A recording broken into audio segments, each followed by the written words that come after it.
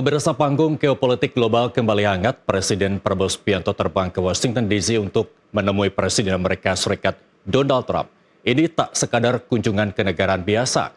Ada dua agenda besar yang menyertainya. Pertama, penandatanganan Fakta Perdagangan Timbal Balik atau Agreement on Reciprocal Trade. Kedua, Presiden Prabowo juga dijadwalkan menghadiri KTT Perdana Board of Peace, sebuah forum elit yang membahas tatanan keamanan global. Apakah ini upaya Indonesia untuk mengaitkan politik bebas aktif dengan kepentingan ekonomi, atau justru sebaliknya ada risiko yang harus diperhitungkan? Kita akan bahas bersama ekonom senior yang juga mantan staf ahli ekonomi Wapres, maksud kami Wijayanto Samirin, dan juru bicara Partai Gerindra Astrio Veligen. Terima kasih Bapak-Bapak telah bergabung bersama kami, Pak Astrio dan Pak Wijayanto. Terima kasih. Saya mau ke Pak Wijayanto terlebih dahulu, karena kita perlu kondisi realnya di lapangan, baru kemudian pemerintah akan bisa menggambarkan bagaimana sebenarnya begitu ya. Pak Wijayanto, dua agenda besar, ART dan juga BOP. Perlukah masyarakat sadar bahwa ini bukan hanya sekedar tarif yang akan dibahas oleh Presiden kita bersama Donald Trump? Ya, ini dua agenda yang sangat besar, khususnya bagi Indonesia. Dua-duanya strategis, tapi saya merasa kita diuntungkan karena keduanya hadir pada saat yang bersamaan. Kalau kita berbicara BOP, Board of Peace, ini kan sebenarnya upaya strategik Indonesia untuk dipandang sedikit ke tengah. Karena sebelumnya kita terlalu condong ke Cina, BRICS, Rusia, dan lain sebagainya. Nah, pada saat kita perlu kedekatan dengan Amerika terkait deal masalah reciprocal tarif, BOP ini diharapkan membantu. Jadi bahwa ini hadir hampir bersamaan, semoga ini bisa dimanfaatkan secara maksimal oleh Pak Prabowo untuk mendapatkan deal tarif yang menguntungkan Indonesia. Karena apapun itu yang namanya deal ini kan take and give, ya. Dan kita juga harus melihat peran pemerintah kita di sini harus bisa menarasikan keikutsertaan kita di BOP sehingga ada manfaatnya bagi deal terkait dengan tarif. Tanpa kemampuan menarasikan, maka BOP dan tarif itu seolah-olah dianggap sesuatu yang terpisah oleh Trump dan kita tidak akan mendapatkan manfaat luar biasa. Tapi perlu catatan akhir. Tapi ini juga bukan kekhawatiran Indonesia jika Indonesia tidak masuk ke dalam forum apapun sehingga langkah untuk negosiasi 32/19 itu tidak mendapat dukungan seperti itu? Kita justru berharap 19 dan dalam negosiasi nanti ada begitu banyak komoditi yang bisa di-exempt. Memang sudah ada indikasi akan ada exemption itu. Ini coba kita maksimalkan. Oke, baik. Saya mau ke Pak Astrio. Pak Astrio, apa yang dibawa Presiden ke Amerika Serikat? Termasuk apa yang dibicarakan Presiden bersama Menteri-Menteri bidang ekonomi di Hambalang kemarin? Ya, Mas Israel, jadi seperti yang kita ketahui memang dua agenda besar yang Presiden akan jalani di Amerika Serikat adalah pertama memenuhi undangan KTT daripada Board of Peace, di mana meeting perdananya akan terjadi di tanggal 19 Februari. Dan dalam hal ini kita perlu sadar bahwa alasan utama kenapa Indonesia bergabung dalam Board of Peace adalah kita harus kembali lagi ke dalam konstitusi kita, yaitu Undang-Undang Dasar 1945, di mana kita menentang segala bentuk penjajahan. Dan ini selaras dengan daripada komitmen Indonesia yang secara konsisten dan teguh akan mendukung kemerdekaan Palestina melalui solusi dua negara. Jadi tujuan utama daripada menghadiri Board of Peace ini adalah karena ada pragmatisme. Pragmatisme dalam arti bahwa Indonesia melihat ini merupakan peluang yang paling besar untuk saat ini. Satu adalah menghentikan perang dan kekerasan yang terjadi di jalur Gaza agar tidak ada lagi jatuhnya korban jiwa terutama daripada warga sipil di Gaza. Yang kedua adalah bagaimana caranya kita mulai bisa memasukkan humanitarian aid dan juga peacekeeping force ke dalam Gaza supaya keadaan bisa stabil, dan yang paling penting adalah kita bisa untuk start untuk rebuilding daripada Gaza kembali.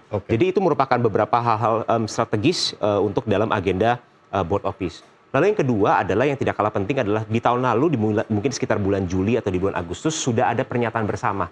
Di mana reciprocal tariff pada saat itu pernyataan bersamanya dikurangin dari 32% menjadi 19%. Nah, memang dalam prosesnya terjadi banyak sekali, kami yakin diskusi-diskusi, detail-detail daripada sampai ke tingkat HS code tertentu, dan saya setuju juga bahwa kami berharap bahwa arahnya pemerintah bisa mendapatkan berbagai exemptions, terutama untuk komoditas-komoditas strategis seperti produk kelapa sawit kita, seperti produk pertanian kita, maupun produk tekstil kita.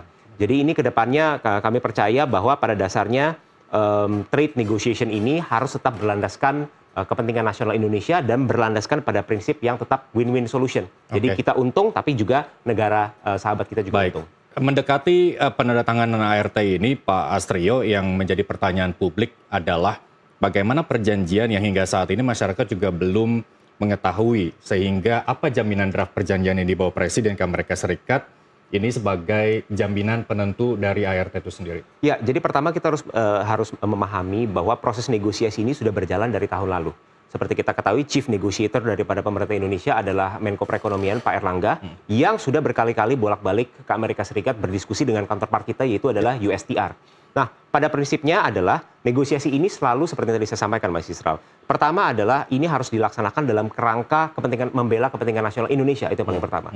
Kedua adalah konsep daripada negosiasi ini adalah harus win-win solution, bukan zero sum game, bukan kita untung atau salah satu pihak saja yang untung. Yang kedua adalah prinsip daripada trade negotiation ini harus tetap mengedepankan industri di dalam negeri kita. Yaitu adalah artinya apa? Kalau memang ada komoditas-komoditas yang mampu diproduksi di dalam negeri, maka kita harus mengutamakan produksi-produksi dalam negeri tersebut.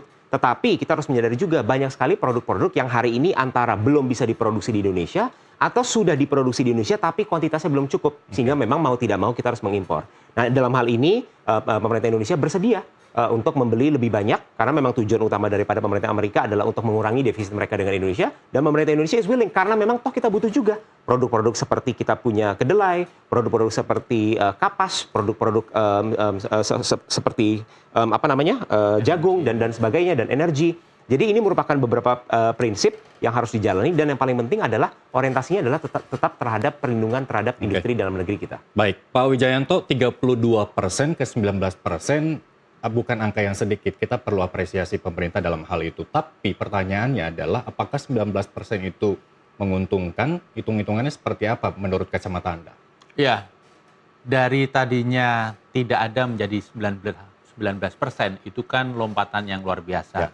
Kalau kita berbicara perdagangan Indonesia Amerika saja, tentunya kita dalam posisi yang dirugikan. Karena Trump ya sangat powerful, posisi tawarnya tinggi sekali. Tapi kita juga harus bandingkan Indonesia dengan negara-negara yang beda pesaing kita. Misalnya Malaysia, kemudian Thailand, India, Vietnam. Mereka dapat tarif lebih tinggi daripada kita. Jadi mereka 20 dan lebih dari 20%.